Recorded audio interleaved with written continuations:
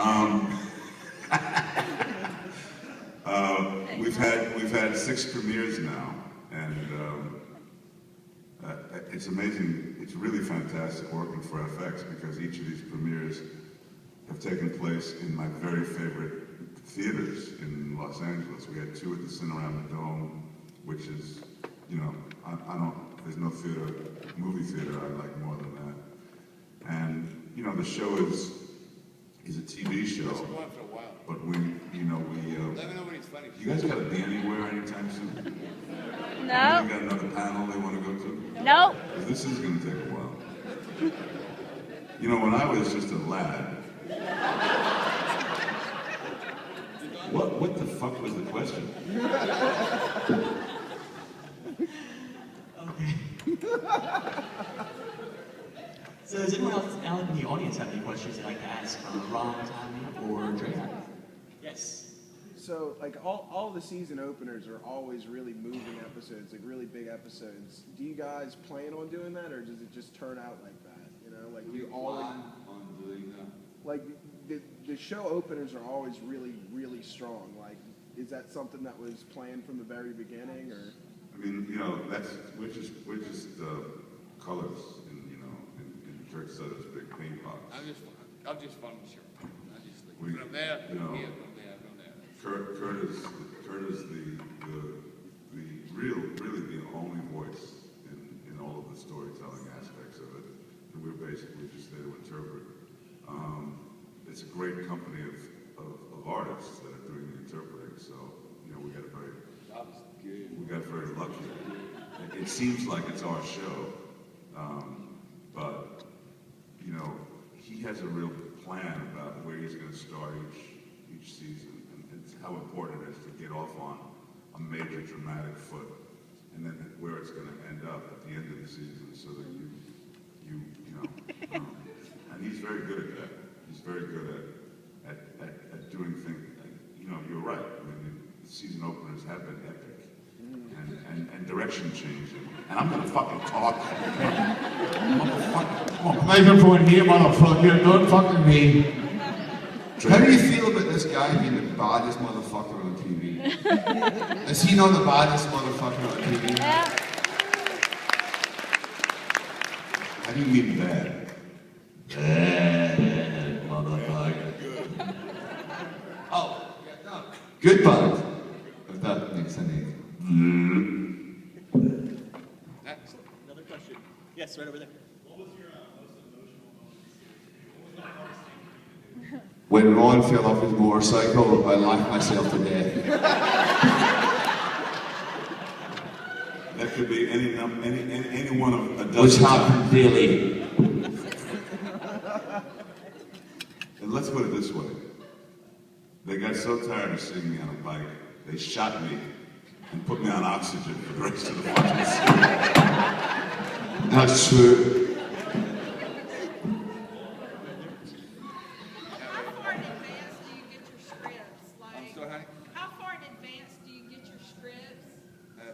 Day before. So you won't know like when somebody. We don't know shit. We don't know nothing until we're actually.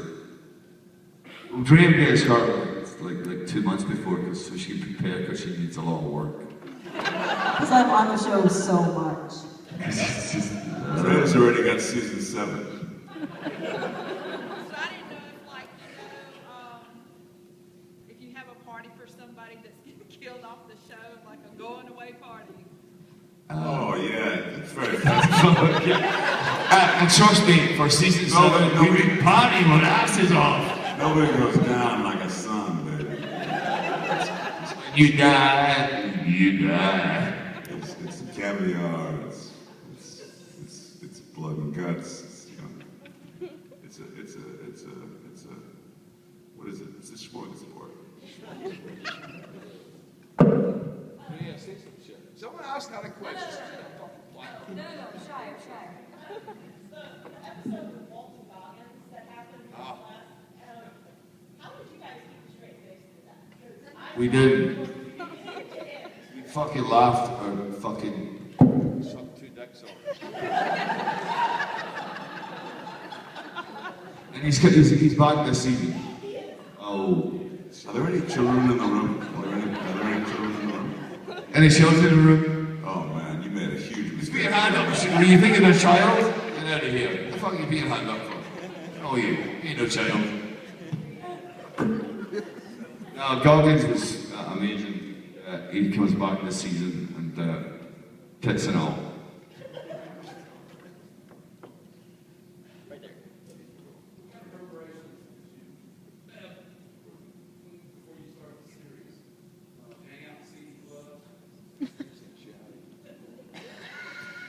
I'm sorry, what was the question?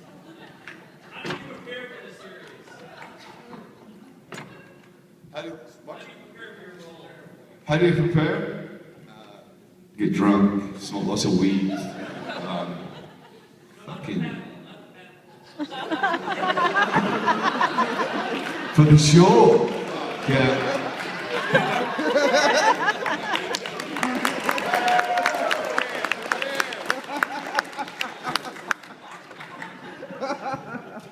Well, what I do is I like to masturbate a lot and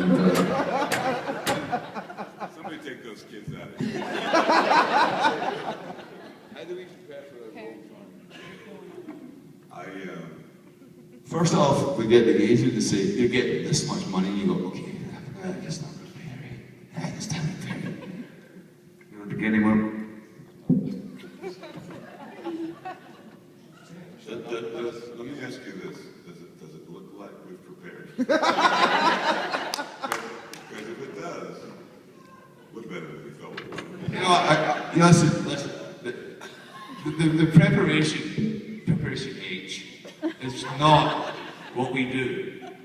What we do is they created this fictional brotherhood, and thank God it became a real brotherhood. Me and this man, Charlie, Kim, Theo, Boone, all the guys, we are actually dear friends, and Drea, so. One of the guys. One of the guys, what is? She's one of the guys, what is? And Maggie, everyone. So you know what? It's the preparation H. It's great. Bet you're sorry you asked that question. How did y'all react to Charlie being cast in the lead of 50 Shades of Grey? Well, me and Ron are actually going to do a spin-off of that movie. It's called 50 Shades of Gay. And me and Ronnie play these two happy chappy fellows. And We play we kiss the cut. we play the guys who clean the rectory.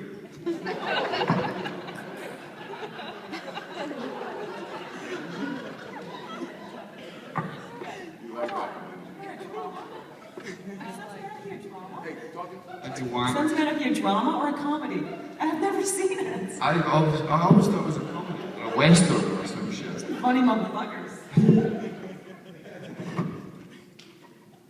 Hey, the back there! Who in the back there? How much fun is it to play the most hated character on television right now?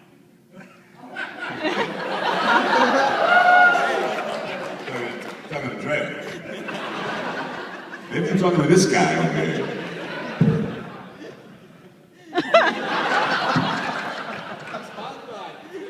You know, I want to go on record, okay?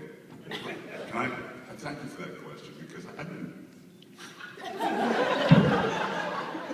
I've wanted to address this in public for so long. Please. I'm a very sensitive man. I get just so much hate.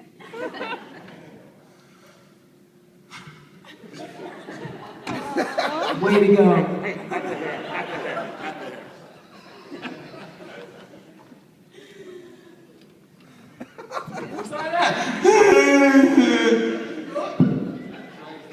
Drea, come on. Say some shit. Next. Oh, I thought I did.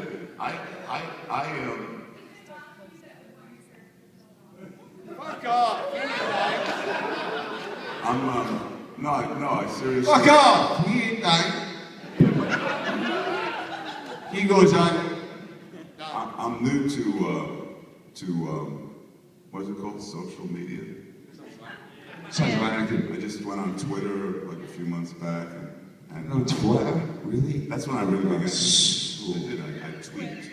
wrong. Therefore I am. But I really began to get in touch with just how many people wanted to see me dead. And, you know, some of them, you know, really don't have, like, junior high school education, so their phraseology is not, it's not like they didn't get it out of, you know, the book of manners, you know. So their Is there such a... yeah, they you know, they can be very cruel. And I'm really sensitive, and it hurts. It hurts. That's all. That's all. Here. This question's for the Dirty Rat and the rest of the panel.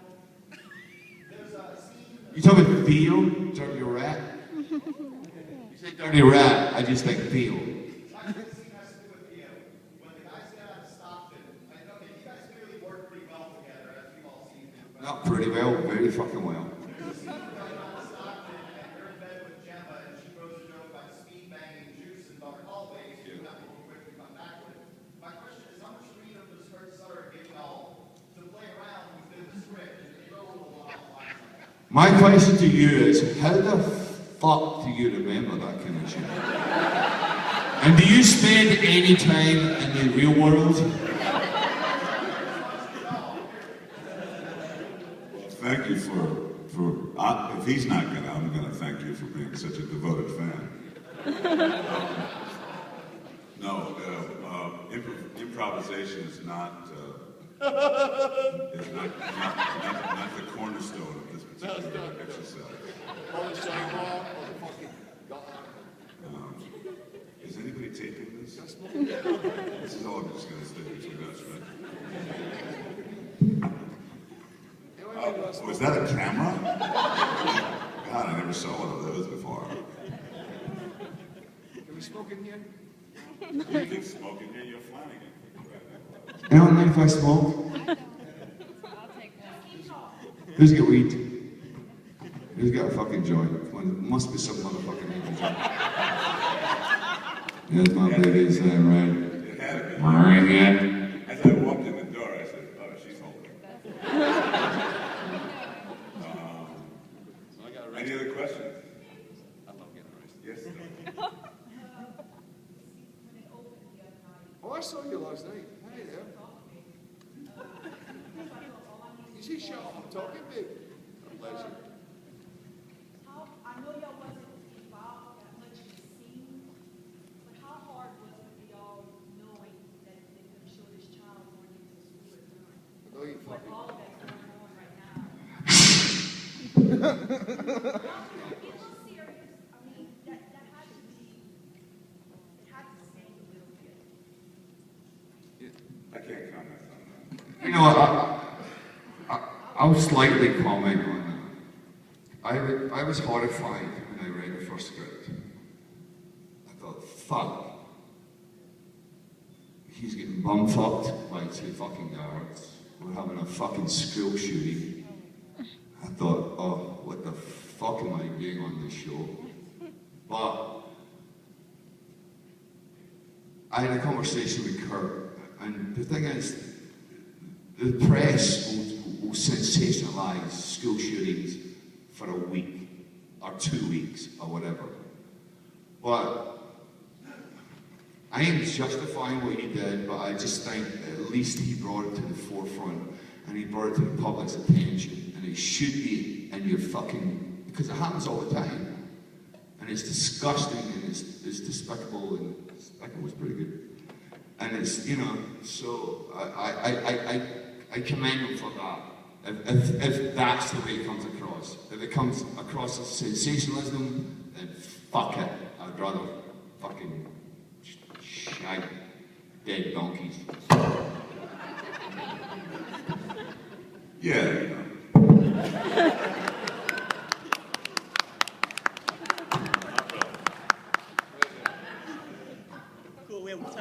more question?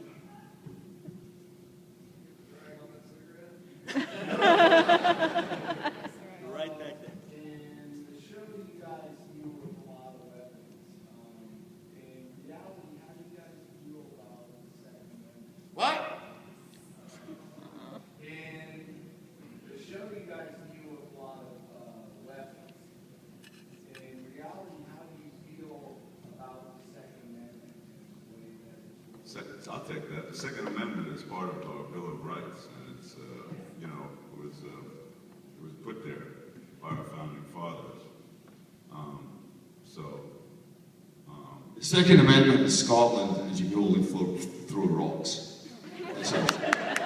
You are allowed to bear rocks. That's how I want to. You can throw bricks. That's the Scottish Second Amendment. I'm not sure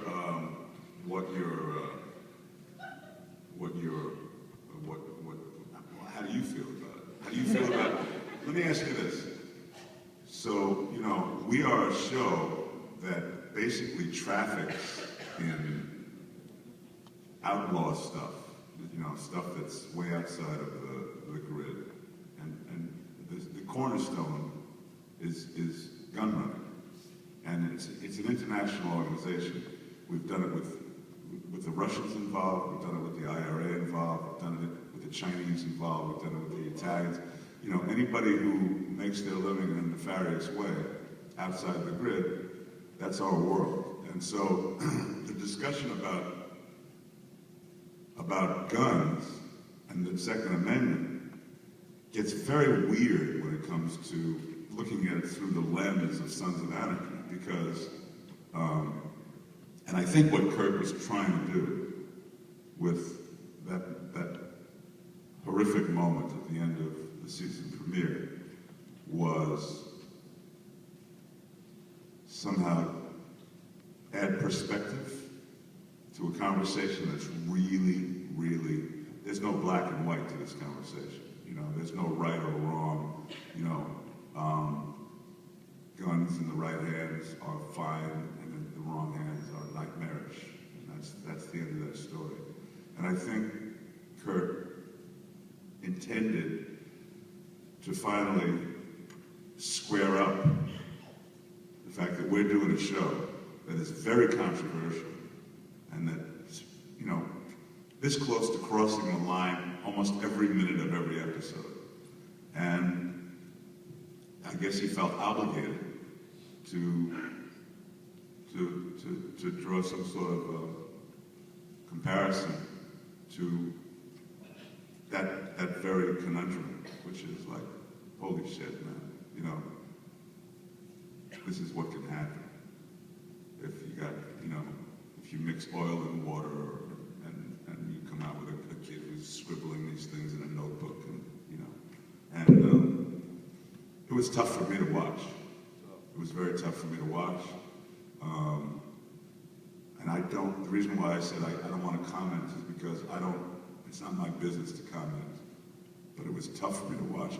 It was really tough for me to watch the whole discussion after Newtown, what this country was grappling with. I feel as though the owning of arms, which is a right given to us by our founding fathers, and the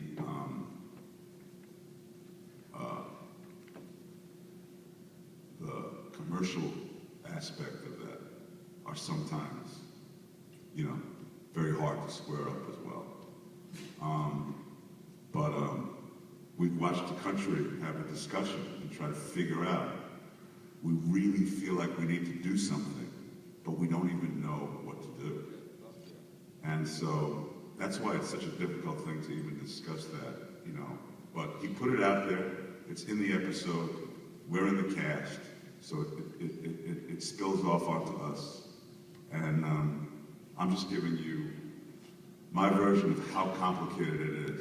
But if you ask about the Second Amendment, it was written by the guys who, gave us our freedom. And that's fine with me.